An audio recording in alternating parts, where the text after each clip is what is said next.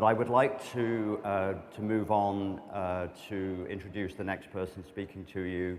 Raj comes from India and is a professor, is building, as part of his many talents, the world's first digital university. He's also involved with the United Nations Committee on Digital Health on an international basis. He has many other talents, and without further ado, I'd like to introduce him now. Thank you very much.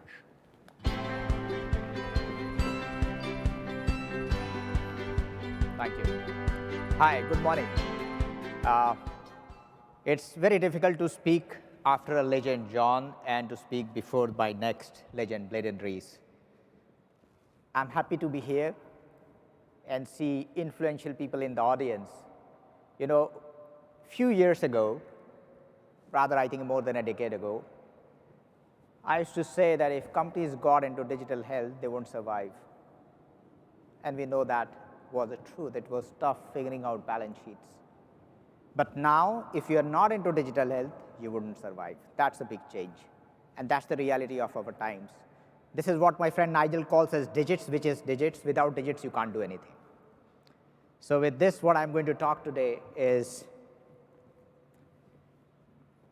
I also chair this committee, which I said is IGF of the United Nations on Digital Health. But what you're going to talk about is digital skills in India. So it's very complex to understand a country like India because of the size and scope.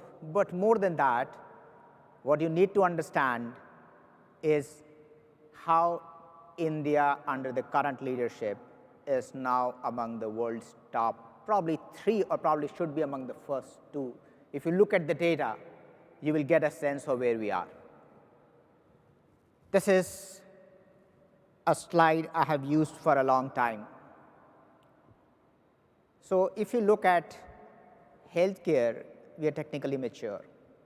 If you look at any country, we are technically mature, which effectively means if you have any issue, any challenge, we have 10 solutions.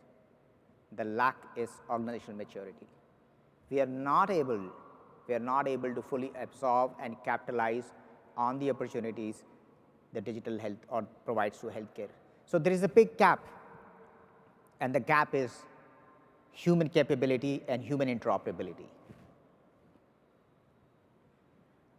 There are initiatives from the government, and I'm lucky to have been a part of the government during those 3 years, which were historical, 2016 to 18, in terms of launch of the world's largest health insurance scheme, the launch of the National Digital Health Mission, or the conceptualization of that, which actually makes it the world's biggest, if you will see the numbers where India is. So on our initiatives, if you look at how long it has taken us during the early part of the 21st century, I would say around 2002, 3, or probably around that time, we started the Pan-African Network.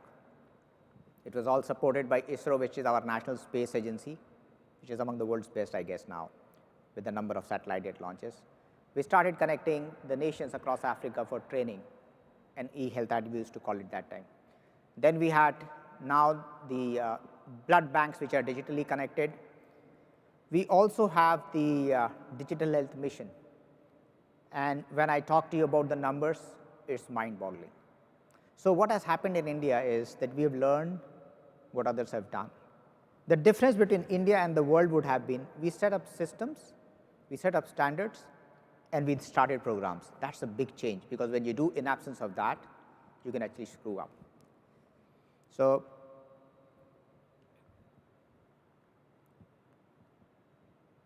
this is also interesting to see. Arogya Setu app, like most of the people across the world today would need what you call the paper records to carry. When I come to US or when I travel anywhere, all I have to do is open this app, which 215 million people use. But I understand this is a grossly underestimated number, because in my family, there is a central person who uses. We all 5 or 6 are registered on the app, but actual number could be 2 to 5 times. All our vaccination certificates are on the app anywhere I go, updated with my passport number, that's it. COVID app, look at the number of vaccinations, 1884 million, it's counting every day. It's done through the app. You can just register, it's in the area you want to put a PIN code, they will tell you which places it is, you can register, go at the time, get your vaccination. So how country delivers digital health? The proof lies in the delivery. I mean, if I go by these numbers, I can tell you safely, probably among the top in the world in terms of actually using digital health.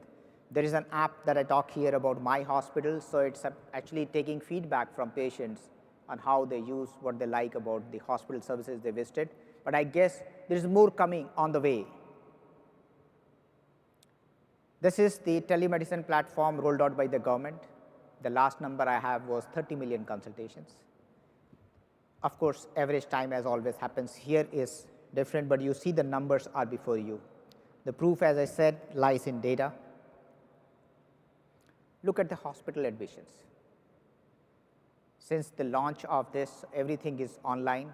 So when I was looking at this presentation, as of 21st April, we were actually having roughly around 4.75 patients, hospitalizations per minute, all tracked online.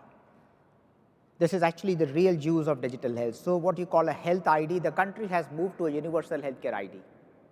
Look at the numbers. This is roughly doing 40,000 records every 24 hours. We have 176.9 million IDs allocated as of 22nd April. The goal is, the Prime Minister set a goal. Let's test it out in 7 small states, which was done. Let's roll it out pan-India.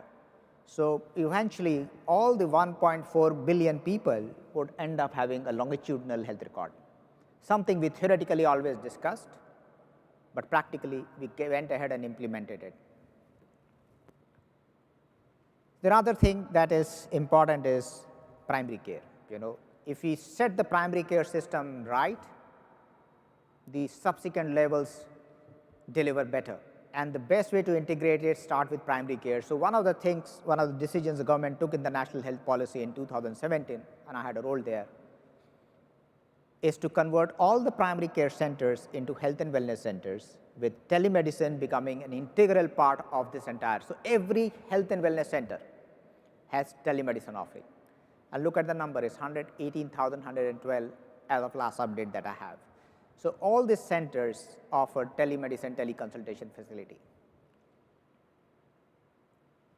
Now this is a slide, a few slides that I have in terms of how COVID has fast-tracked in the private sector. So I have this report from a dear friend who runs an online scheduling company. So look at this data. 70% people consulted for COVID-19, 1,500% surge in the peak during the second wave, 57% first-time users, 47% users between 21 and 30, 50% growth in what we call here in the US as complementary and alternative medicine, we call it alternative medicine. And the best part is average consultation time, 30 minutes. And what we see is consistent is that 1 out of 4 people have consulted during all 3 waves. That means there is an acceptance, there is a value, and there's going to be a continuity in digital consultations. And of course, specialty, I'm going to talk about it in the separate slide. So top specialties during the waves were gynecologies, general physicians, pediatrics, diabetology, ophthalmology, orthopedics. This is what you see all 3 waves. So wave 1 in pediatrics, the growth was 11 to 175%. That's massive. And the numbers that we talk in India is not in tens of thousands, it's actually in millions. That's the big difference. So a small percentage in India is a big number. The growth in general physician is 28% to 261%. Of course, it's tapered down post the second one, which was 604%. We hope the momentum will catch up. In gynecology, if you see, it's again gone up, it's brought down. Ophthalmology, if you look at growth post all 3 waves, is more than 650%. If you look at orthopedics, it's more than 400%. If you look at neurology, it's more than 400. If you look at diabetology, it's 450%. Because when the time you actually want to avoid having hospital infections. And there's an old theory that if you do anything for 3 weeks, it becomes a habit. When you do anything for 3 waves, I don't know what happens. I don't think people who have used digital consultations are going to go back soon. Alternative medicine, I mean, it's still amazing that the numbers keep growing up from 28 to 128, which is homeopathy, and Ayurveda is 10 to 132, which is phenomenal, actually exponential growth. The growth will be a wrong word to put here. And I'm going to talk about 3 surveys which I did in the company that I run, which has got Health Parliament and the Academy.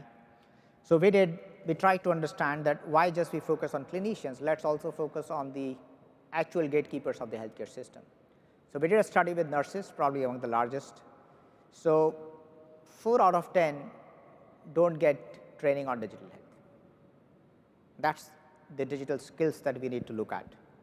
We did another one with pharmacists. So 3 out of 10 don't have a training on digital health. So huge, huge gap. As we speak, we are doing a study with ASHA and Anganwadi workers, which roughly number around 1 million plus in India. And when we asked them that, are the digital trainings helpful? 65% said yes. But there's a huge gap on the trainings that they get on digital health. At this time, it's not.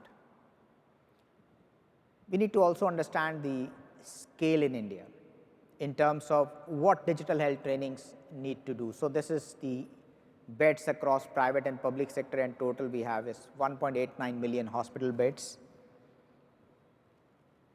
This is the number of healthcare professionals. If you really look at the universe of clinicians that we need to probably train, the modern medicine doctors are 1.3 million.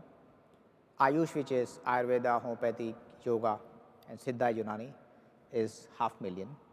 Nurses 3.34 million, pharmacists 0.8 million, dentists 0.28 million, and more importantly, 150,000 medical graduates every year. Their course is so compact, so squeezed in for the 5.5 or the 2.5, 3 years they do in possession. There is no scope to add digital health.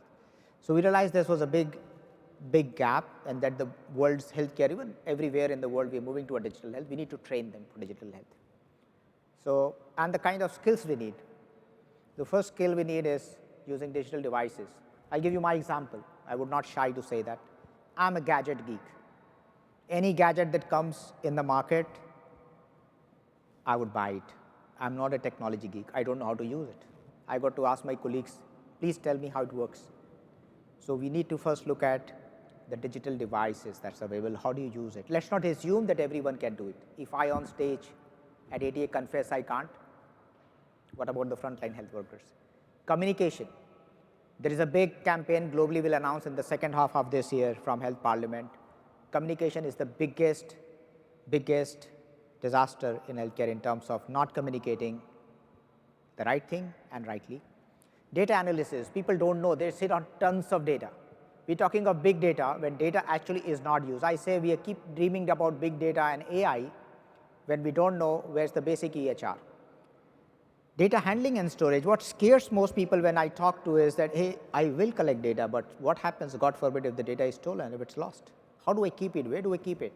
Most of the people have to even explain what a server is. You can have a cloud space, cloud server, knowledge of digital health technologies. I would not challenge, but if I asked you what is the difference between digitization and digitalization, I promise you, not everyone will be able to explain. If I went ahead and said, and I did the same mistake a decade ago, that AI and ML will change healthcare. AI and ML are one and the same. It's the application. As the layers get more complicated, becomes deep learning, then neural network. So basics of digital health have to be understood to use it. Then you have the clinical decision support. The clearest and the best example of using AI, the safe transactions. We're starting this course effective July. It will be available. Which is globally going to be available.